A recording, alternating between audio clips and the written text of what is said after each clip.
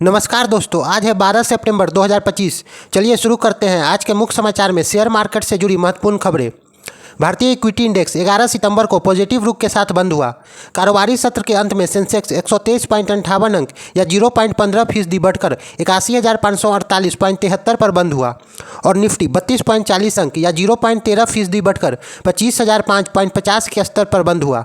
रेलिंगर broking के अजीत मिश्रा ने कहा कि गुरुवार को बाजार में सुस्ती रही और हाल ही में तेजी के बाद थोड़ी राहत के साथ क्लोजिंग हुई। ऐसा लगता है कि बाजार ने जीएसटी सुधारों और अमेरिकी भारत ट्रेड वार्ता को लेकर बनी उम्मीदों के शुरुआती स्तर का पचा लिया है। अब इससे कुछ समय के लिए ठहराव आ सकता है। हालांकि अहम सेक्टोरल में रोटेशन, खरीदारी और डिफेंस एवं रेलवे जैसे थीम में तेजी आने की शुरुआत संकेतों से बाजार का रुख अच्छा बना रहने की उम्मीद है।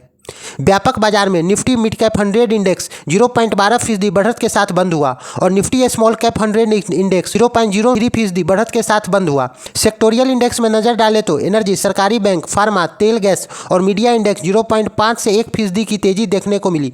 वहीं आईटी इंडेक्स में 0.5% और ऑटो इंडेक्स में 0.3% की गिरावट देखने को मिली। निफ्टी पर Adani enterprises, Shriram finance, NTPC, axis bank और पावर ग्रिड आज के टॉप गेनर में शामिल रहे, जबकि Bajaj auto, Infosys, SBI life insurance, Wipro और टाइटन कंपनी निफ्टी के टॉप लूजर रहे।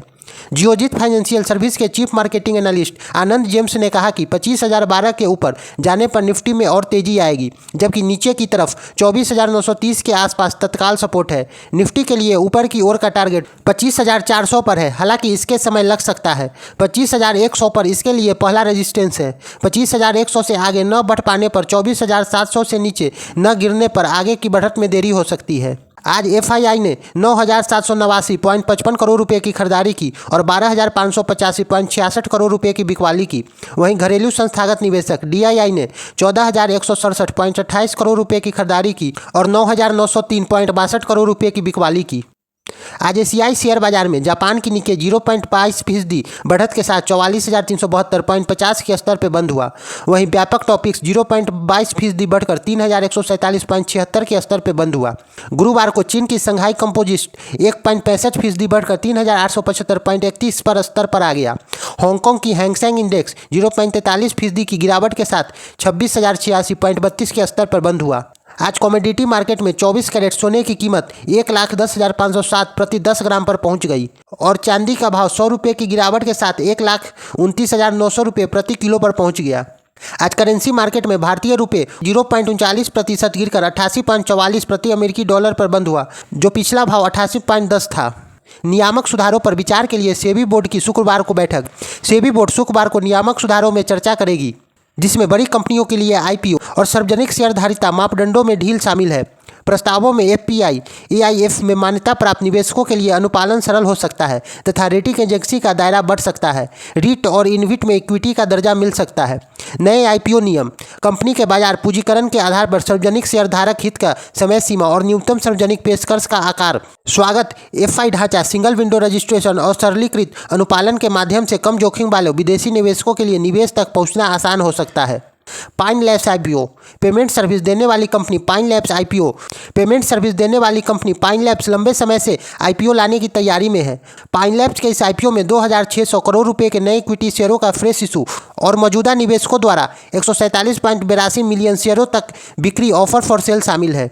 कंपनी इस इशू से मिलने वाले पैसों का इस्तेमाल अपने तकनीक और इंफ्रास्ट्रक्चर को मजबूत करने, कर्ज चुकाने और रणनीति अधिकरण के लिए करेगी।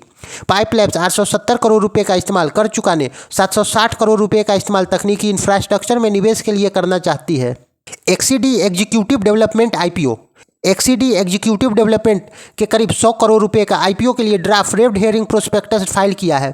यह गिफ्ट सिटी का पहला पब्लिक इशू होगा। यह कई मायनों में एनएसई और बीएसई पर लिस्ट के लिए पेशकश होने वाली आईपीओ से अलग है। सबसे खास बात यह है कि इसमें आम लोग इन्वेस्ट नहीं कर पाएंगे। इस इशू के साथ ही इंडिया और फॉरेन कंपनियों के लिए इंडिया में पैसे जुटाने का रास्ता खुलेगा। देशी और विदेशी कंपनियां इंडिया में रहते हुए विदेशी निवेशकों के इशू के जरिए पैसा जुटा सकेगी। एक्सीडी एग्जीक्यूटिव डेवलपमेंट आईपीओ जो मुंबई में रजिस्टर्ड है, इसमें 1.8 करोड़ डॉलर करीब 100 करोड़ रुपया आईपीओ से जुटाने का प्लान बनाया है। इस इशू में कंपनी इन्वेस्टमेंट को नए शेयर जारी करेगी। साथ ही ऑफर फॉर सेल के जरिए प्रमोटर भी अपने शेयर बेचेंगे।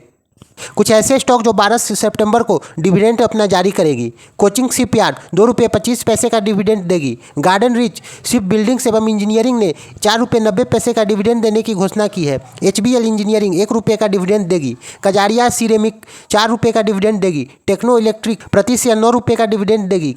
कैपिटल लैब्स ₹3 का डिविडेंड देगी। RHI मैग्नेसिटा ₹2.50 का डिविडेंड देगी। KPI ग्रीन एनर्जी 20 पैसे का डिविडेंड देगी। बेस्टर्स फूड ₹3 का डिविडेंड देगी। मास्टेक ₹16 का डिविडेंड देगी। रेस्पॉन्सिव इंडस्ट्री 10 पैसे का डिविडेंड देगी। सनफ्लेक्स आयरन 75 पैसे का डिविडेंड देगी। मैग्लेनिक 3 पैसे का डिविडेंड देगी। भारत रसायन ₹1.50 का डिविडेंड देगी। वाडीलाल इंडस्ट्री ₹21 का डिविडेंड देगी। JTL इंडस्ट्री 13 पैसे का डिविडेंड देगी। गुजरात इंडस्ट्रीज पावर ₹4.09 का डिविडेंड देगी। KP एनर्जी 10 पैसे का डिविडेंड देगी। संधार टेक्नोलॉजी ₹3.50 का डिविडेंड देगी। KP ग्रीन एनर्जी प्रति शेयर 20 पैसे का डिविडेंड देगी। तो ये थे आज के शेयर मार्केट के बड़े अपडेट। अगर आपको यह जानकारी पसंद आई हो तो वीडियो को लाइक करें, शेयर करें और हमारे चैनल को सब्सक्राइब करें। कल मिलेंगे फिर मार्केट की ताज़ा खबरों के साथ।